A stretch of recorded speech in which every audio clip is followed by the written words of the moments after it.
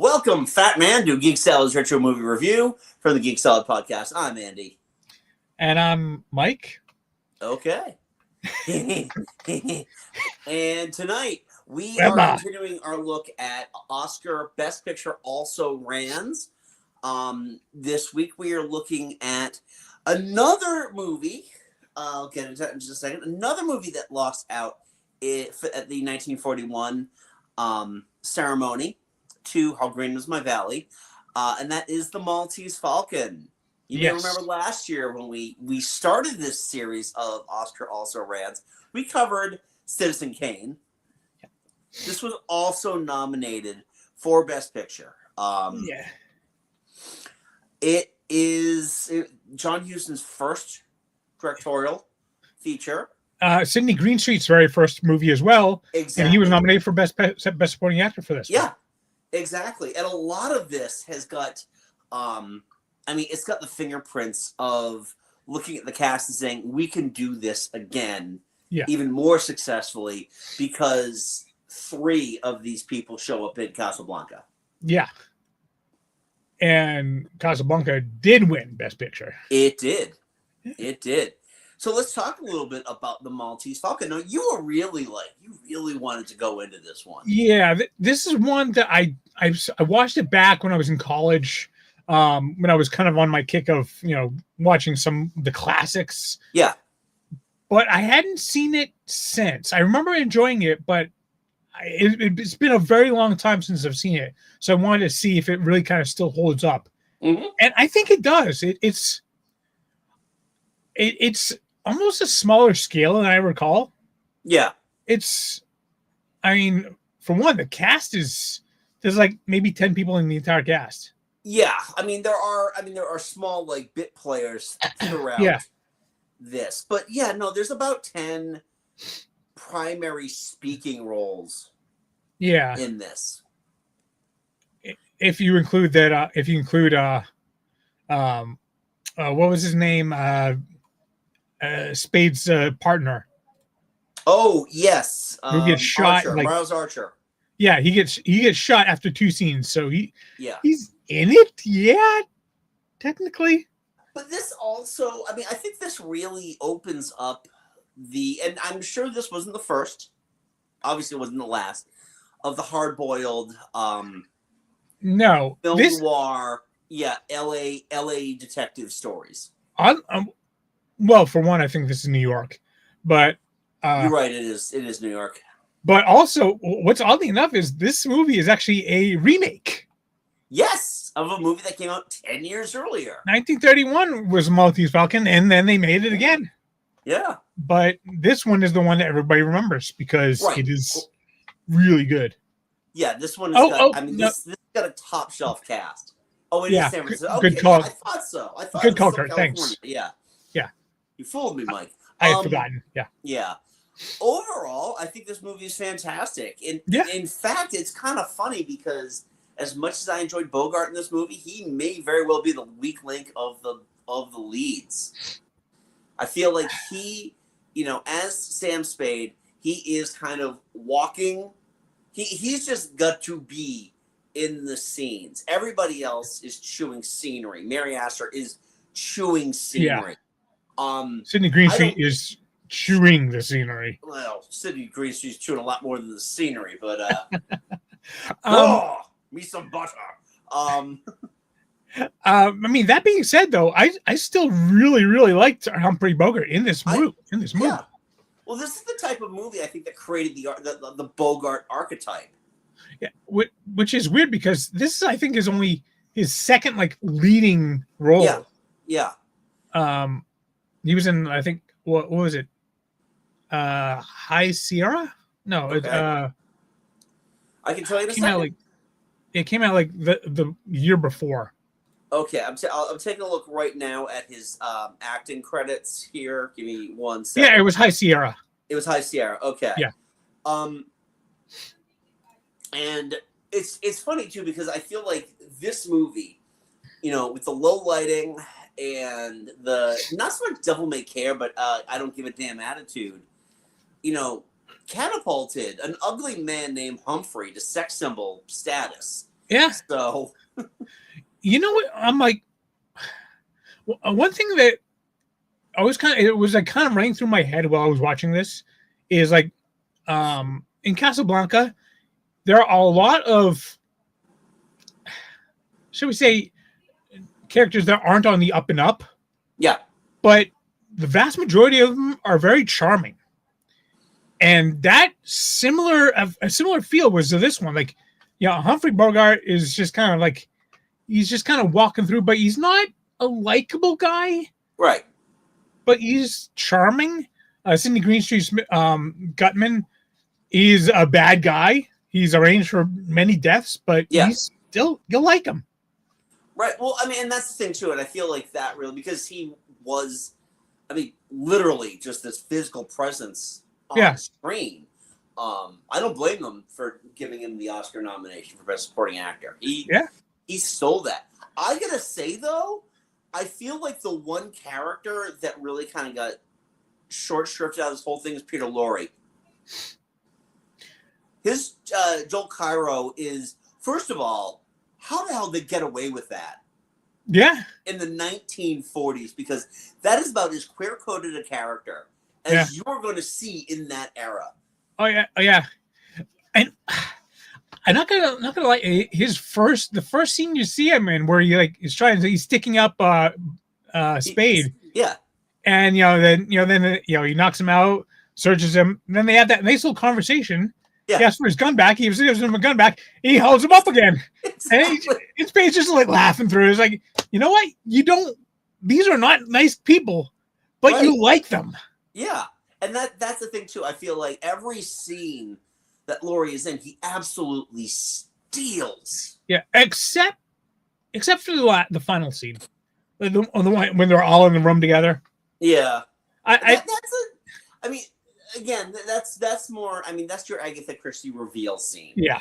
The key players that are still alive that aren't cops are all in that room. We all were, Kurt. I mean, yeah. See him between that and between Casablanca, which he had a very small role in. And then if you've ever seen M, you need to see M. I don't. I know what M is about, and I don't really want to see M. Well, they're not going to show it, but I know. It's just harrowing. I mean, it's Fritz Lang as well. We've talked about Fritz Lang earlier in the year. We talked about Metropolis. It is a great movie. I saw that in film class, and I saw this in film class. It's the first time I'd ever seen it. This movie didn't create the film noir genre, did it? No. Well, this was also, I mean, they're based on a series of pulp novels. Yeah. Hammett. Dashiell Hammett, right? Dashiell Hammett, yeah. But it set the tone. I think you can have a number of things that come before it, but you find that one movie that gets it. Yeah. It gets it correctly. Then that's where the genre finally becomes attuned to it, and everything else is now just a pale imitator. Yeah. And this one is, I mean, you say like Humphrey Bogart is the weak link, but I mean, I think everyone had that. All the characters in this one, they got the assignment. Yeah, no, I'm not saying he was bad. I'm just saying no. I get everyone. He, again, and I think it's just because he's got to move the plot along. He's got to deal with that. Well, everyone else can just really just steal the scenes. Even Mary Astor. Yeah. Really stole her scenes without becoming too annoying, which was they were very prone to doing in 1940s movies. And I also love the fact like when one of the earlier scenes when with Bogart and Astor together, and she's like talking to him, and he's like, okay, how much was that? How much was a lie? Yeah. And he calls him out of it. So from that point on, whenever she says something, you are already thinking, is that a lie or is that a truth or is it a mixture of both? You never know with her. Exactly. And that's the thing about this movie. It is a movie about deceitful people, Yeah. but you know that they're lying. The twists and turns come at the greatest deceit at the end. For the most part, you know who these people are, you know what they're about. I mean, I adored the first scene between Sidney Greenstreet and Bogart. Yeah. Where like every time like Bogart would like answer his question, it's like, oh yeah, I like someone that that shoots from the hip. Yeah, yes. Yeah. And you know, every time he says something, Greenstreet would just like say, oh yeah, you're the kind of guy I like. Yeah. Is it? But is he telling the truth or is he lying? You'd never know. Right. Exactly. But again, that's what makes this movie really good, is that it's not. This movie trusts its audience. Yeah. I think that's the biggest takeaway about this, because detective films can get a little like, oh, you didn't see this. I bet you didn't see this coming. I bet you didn't see this coming. It kind of reminds me of a certain other movie we watched not too long ago.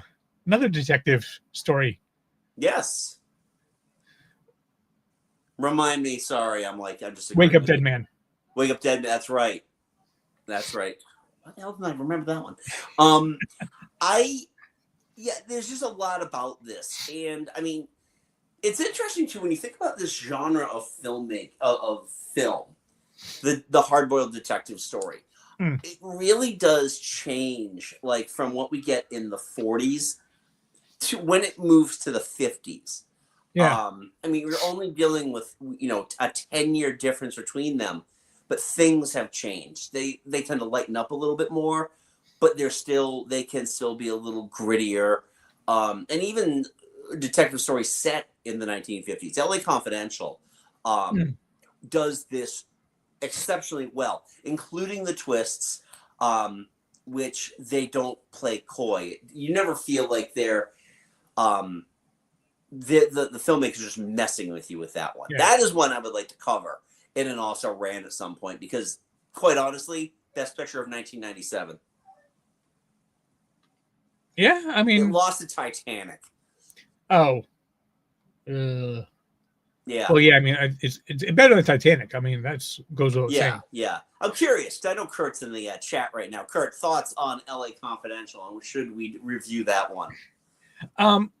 You know what movie this one kind of made me feel like? I just put it together.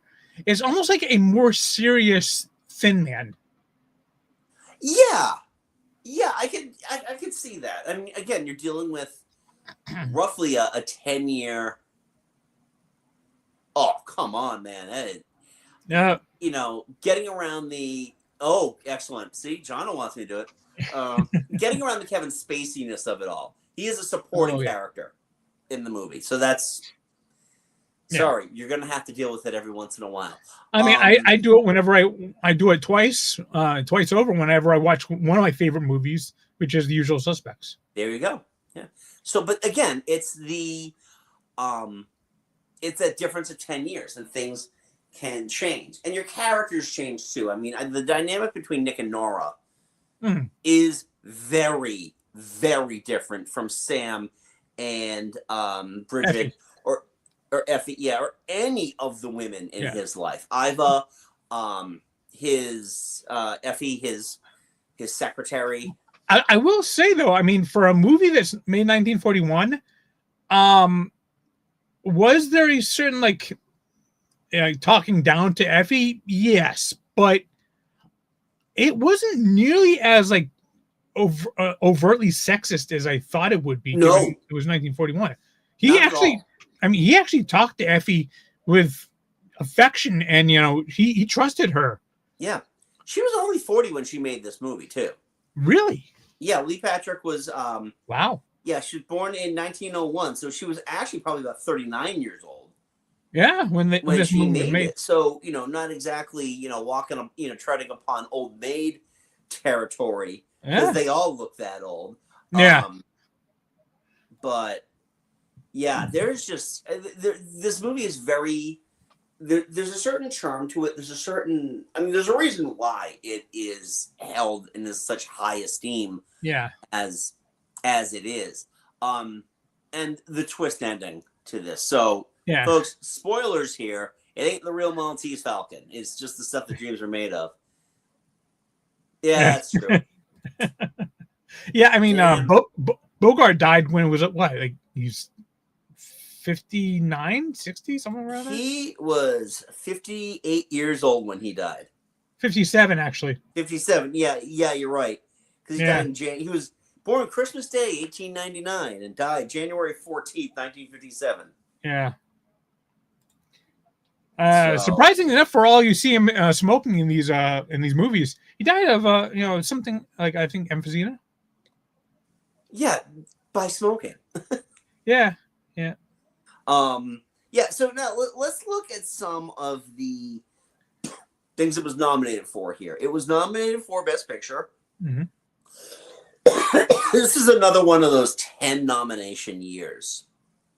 So it lost to How Green Was My Valley. It was not nominated for Best Director. John Huston would not see a nomination for a bit. It was however, nominated... interestingly enough, in the Best Actor category, John Huston's father, Walter Huston, was nominated for Best Actor and lost to Gary Cooper. This movie, Green Street, like we said, was nominated for Best Supporting Actor. His very first movie. Yep. And John Huston was nominated for Best Adapted Screenplay. Yes. Because it's based on the Dashiell Hammett book. Right. From 10 years earlier. Yeah, it really does boggle in mind the fact that this movie was the very first directing by John Huston. Right, exactly. And I mean, it's interesting too, because his movie catalog is so varied, especially at this time, because like he would eventually win Best Director, and he'd win it for Treasure on the Sierra Madre, which is a Western. And in this case, John Ford won it for How Green Was My Valley. It was his third directing Oscar. Yeah. Actually, apparently, I did look up a little bit behind the scenes for this one. Mm-hmm. The studio really wanted George Raft as Sam Spade. Yeah. But Raft refused to do it because he didn't want to work with a rookie director. Ooh. Well, George played ball, and maybe he would have gotten Casablanca as well. Yeah. Even though, I mean, they're both Warner Brothers films, but they're not, not exactly the same production group working with them. But right. I do feel like this is the seed that grew Casablanca. Now, I absolutely agree with you there. And if I'm being 100% honest, I still think Casablanca is a better movie. Oh, absolutely. Overall, in terms of storytelling, its set design. But again, you're comparing this worldly, tale of wartime, intrigue with this very claustrophobic detective story, and very different in terms of your comparisons of them. But they are both excellent. What I love, did you see that they've made 9 very different copies of the Falcon? I did not see that. No. Yeah, they made 9 different ones. I think 5 of them were actually made of lead. One of them was dropped on Bogart's foot. Oh, how many bones did that break? I think it might have fractured one of his toes. Yeah, but I mean, they made all the plaster, but it's weird because they made all that for one scene. Yeah. I mean, they made 3 sleds for Citizen Kane. That's true. That's true. And I will say, out of all the nominees for 1941 or 42, this is 41. Yeah. Citizen Kane is absolutely, without a doubt, the best movie that came out this year. But there was also no way that Citizen Kane was ever going to win, because Hearst was going to bribe or threaten everybody in Hollywood to keep that one out. Yeah, it is one of the most deserving movies to lose the Best Picture Oscar. There was no Kane in Citizen Kane.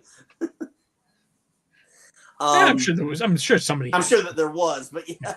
Look, kids, Kane from Citizen Kane. Yeah, no, and that's the thing. I mean, I don't think that even with a smaller field, well, I think with a smaller field, Maltese Falcon doesn't even get nominated for Best Picture. No, and it mainly is because of its other take. It only got nominated for 2 other Oscars. We already mentioned that, the adapted screenplay and for Green Street. It would not have made it. Yeah. Beyond those 2 had it not been for an extended field. We see that. I mean, we've been seeing that for like the last 15 years now. Yeah, that's anyway. But yeah, it's really kind of become a case of we want to have 10 just so a lot of 9 people can go, well, it's an honor to be nominated. Yep, exactly. Well, that whole Dark Knight rule, the Dark Knight Wally rule. Right now, I'm just looking up who lost. Who did Sidney Greenstreet lose to? I just had it up. He lost to Donald Crisp from How Green Was My Valley. Of course he did. There was also Walter Brennan for Sergeant York, Charles Coburn for The Devil and Mrs. Jones, and James Gleason for Here Comes Mr. Jordan. Right. Here Comes Mr. Jordan was remade into Heaven Can Wait, which is actually a really good movie. Oh, I've heard of that one. Yeah. And every time I hear the name Walter Brennan, I only think of that bit in Good Morning Vietnam. Oh. Where like that really creepy bar owner in Saigon wanted the nude pictures of Walter Brennan. I just pulled up a picture of Walter Brennan. Oh, yes. No. You'd have to be very creepy in order to want nude pictures of Walter Brennan. Yeah. No offense, Mr. Brennan, rest in peace, but you were not attracted. Here's an interesting thing, too. Mary Astor actually won an Oscar this year. I thought I had heard Great Lie. So she won Best Supporting Actress in a movie nobody talks about. Yeah, I've never even heard of it, honestly. Yeah. But that would happen a lot, actually. It's like the actor's name is escaping me right now, but the actor who played the father, Peter O'Hara in Gone with the Wind, won for another movie that year. Oh, of course. Yeah. But yeah, I mean, I enjoyed this movie. This was a lot of fun. I wish it was more easily available than Film Archive. Yeah.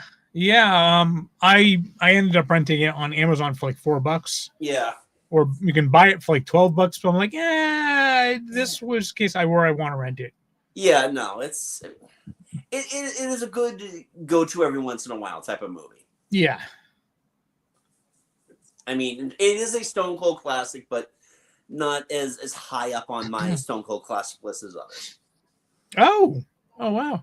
What's that? No, I was just looking up Mary Astor's filmography. She was in Meet Me in St. Louis. Yes, she was. Another really good movie. Yeah. Christmas movie just because of the last scene.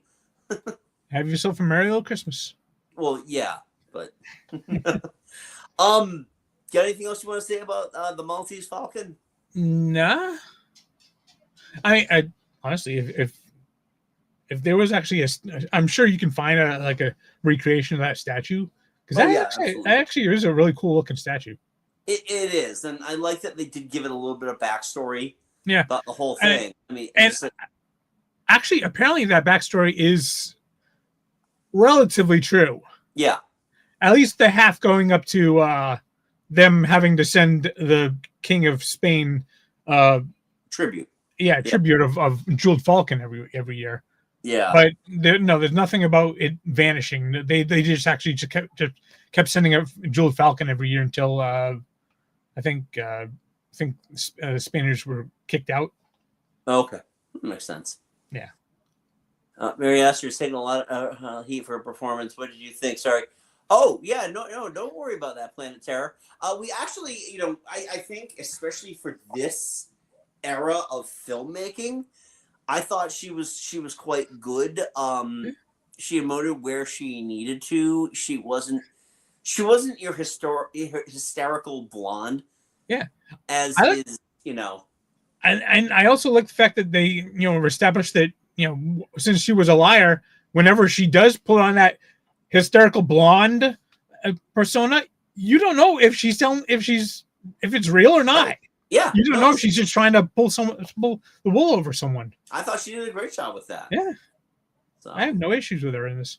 Excellent. All right, well, I think that was a good conversation. Thank you everybody for joining us. We are going to continue this next week. I will be in a different location, but we will be continuing with yet another Best Picture also ran. Mm-hmm. That should be interesting, to say the least. I think our choices for next week is one that was probably a little bit more likely to have won than this one was. Yeah, exactly. But we will reveal that next week. So unless you're on the TTYD Discord, in which case I might reveal it sooner. You might, just to get everybody prepared so they can watch it. So we want to know, what are your thoughts on the Maltese Falcon? Leave a polite comment below. As this is YouTube, you know the deal. Thumbs up, subs, yada yada yada. Also, Mike and I host a little podcast called Geek Salad. You can check that out wherever you get your podcast. We just launched part 1 of our 2-part epic Music of 1996 episode. So you can check that out wherever you get your podcast or right here on YouTube. Part 2 will be out next week, so you don't have to wait super long for that. If you want to get more of us on the socials, we are on Facebook at Geek Salad Podcast and on Blue Sky at Geek Salad Radio. Mm-hmm. Thank you everybody again for joining us in the chat tonight. Don't forget to join us next week. And until next time, I'm Andy. I'm Mike. Go forth and be nerdful. We'll talk to you later. Wilma.